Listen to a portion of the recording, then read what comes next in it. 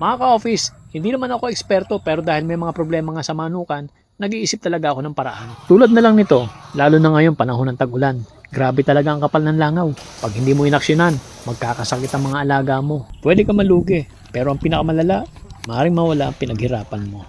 Marami na ako napagtanungan. Naghanap din ako online. Marami namang produkto na pwedeng pagpilian. May mga nasubukan na ako, pero may isang produkto talaga na nasagot yung hinahanap ko. At eto na nga, dumating na ang order ko online. Talagang binidyo ko yan, yung unboxing at unwrapping.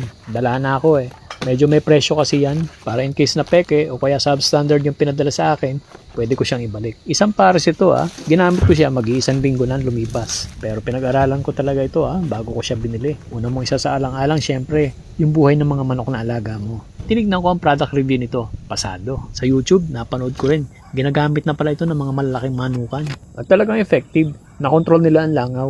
Kaya ang decision ko, talagang susubukan ko ito sa aking manukan. Kombinasyon nito yung isang bote, ang target nito, papatayin niyo yung mga larva, yung mga uod, at yung isa naman, ay para doon sa mga naglilipara na, yung mga langaw o kaya yung mga bangaw. Madali lang siyang ihalo at talagang safe sa inyong mga alagang manok. At pagka-spray mo, makikita mo, yung mga langaw talagang unti-unti. Gumagapang na lang namamatay na.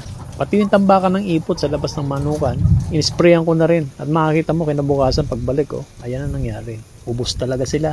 At ulitan mo ito, makalipas ulit ang isang linggo. Dati pagpasok ko sa manukan, ang langaw, nasa sahig, nasa mga barandilya, andito sa mga bakal Kapit na kapit silang napakarami tapos nahugong. Ngayon, ang laki ng pagbabago.